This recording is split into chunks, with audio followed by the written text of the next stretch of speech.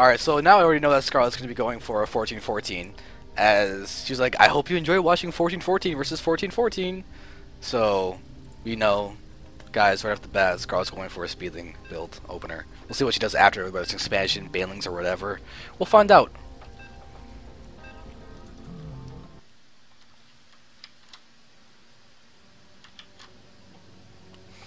Alright guys, so go ahead, cast your vote. Who do you think is going to be winning? XanderFever.tv/vote. Make your thoughts heard. We are going to be spawning directly on top of Eclipsia Scarlett, the pink Zerg on the left.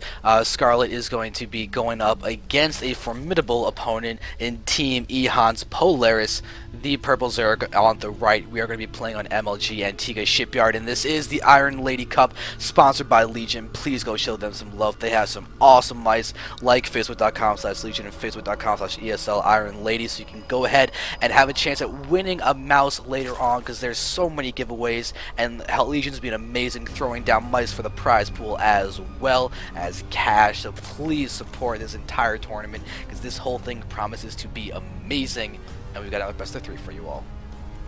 Yeah, we got a sick best of 3 coming up. What I liked actually about this is that ZVZ is always surprising, so we could see our underdog Polaris take a game. That's what I'm thinking right now. Or take 2 games, who knows? Who knows? Yep. Maybe she got like the best ZVZs ever. We will see. And the great thing about having bands coming in ZVZs, you're guaranteed to watch fluorescent units. That's what I think is the best thing about banelings. Is they are fluorescent, and they bubble and pulsate. It amuses me greatly. I'll definitely be zooming in on that later on. You can call me a tool or whatever, but I don't know what it is. They're just awesome. Imagine if we got to see rolling banelings. Oh, that's so cool. I enjoy banelings too much. They're my favorite unit to actually really watch. To think about. Yeah. Well, I agree with you. They're like really lovely squishy creatures, and I'd love to have a baneling plushie. That's what I'm thinking right now. Oh yeah. But I would like to point out that Scarlett has a really good color choice, which is pink. That is very true. And actually, but Polaris took the second best, trying to get close to pink, picking purple. Just saying. Well, is purple closer to pink, or is red closer to pink? I think purple is closer to pink. Especially that one, it's like fuchsia. Alright, well, take a look at its big deviation in terms of the builds. We have Scarlett going for no drones mining after the 100 gas has been mined, but Polaris has kept all of her drones, so we're going to be seeing a big baneling all-in coming from Polaris, and Scarlett's going to be going for her expansion once she gets the minerals for it. Well, there's that expansion. She got the minerals for it. This is going to be a really, really aggressive build against the more standard, safe-ish build, but Scarlett I'm going to see the lack of expansion and probably expecting banelings to be hitting her quite soon. She needs spines and a good defense to be able to hold this off.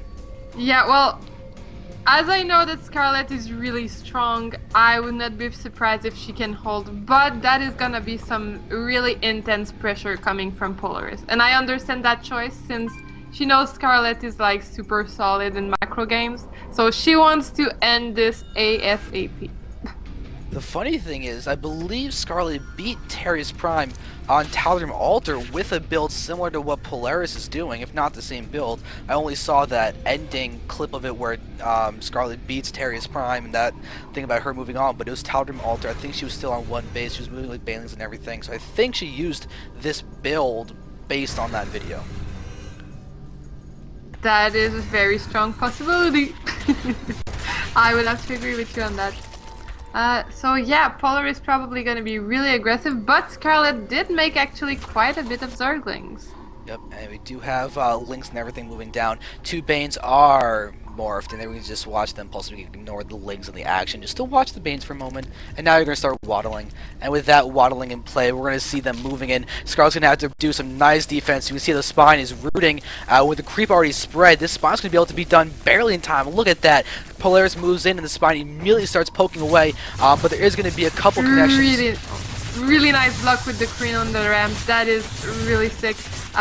She should be able to hold effortlessly with those queens blocked in the ramp.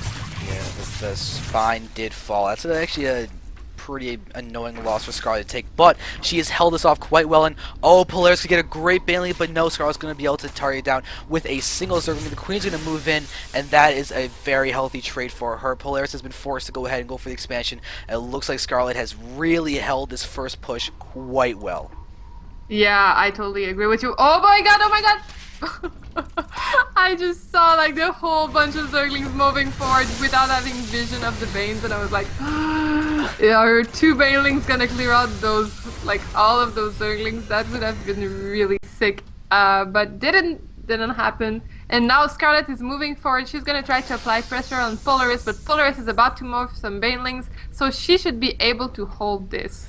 Yeah, Scarlett's going to pull nicely. Try and actually force a cancel. We have the Banelings moving around. Scarlett doing a nice bit of damage, actually. And a Baneling gets wasted. 1 Zergling goes down, or maybe 2 Zerglings. But the whole point is, not enough Zerglings to make that trade worth it. Scarlett's expansion is completely up and running. And look at the drone count. It is 27 to 16. That is actually a very big lead that she already has. And she's probably just going to get like more and more... what's the word? She's gonna get more and more in advance compared to Polaris, because she's like falling behind really quickly right now. Yeah, and right now Scarlett's running around the outside. We see that looks like a couple of Zerglings are gonna get picked off, but look at this. Polaris has no idea that these units are pulling back. It looks like actually she does. Don't know, but the whole point. She has a star sense. Yeah, but there's a lot of Lings now morphing into Banelings outside of the base of Polaris, as Scarlett did throw down that Baneling nest inside of her base. And with this is going to be a pretty aggressive play. Polaris does not have any spines. We do not see any Roach worn out. It is just an Evo chamber here, getting the missile attacks, preparing for Roaches, but no Roaches yet. And that is a great plan for the future, but will she even get to the future? Because we have massively fluorescent pink Banelings. They could be trading for the purple Banelings. A lot of explosions are going down. This is not looking too good for Polaris. It's gonna come down to micro, but Scarlett has really good micro. I don't know how this is gonna go. She's trying to go for the Zerglings. Oh my god, quite a bit of wasted Banes actually, but now opting to take out some workers, and we know that Polaris is in need of workers so bad, so this is actually hurting out her a whole lot, taking down so many drones.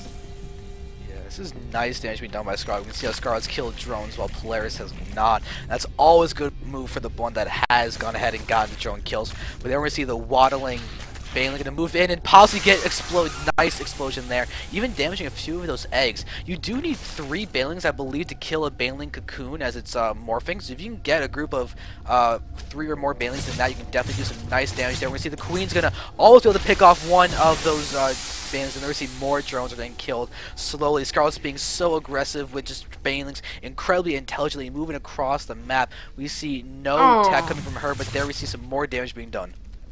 Yeah, she's taking... Oh my god, this is gonna hurt.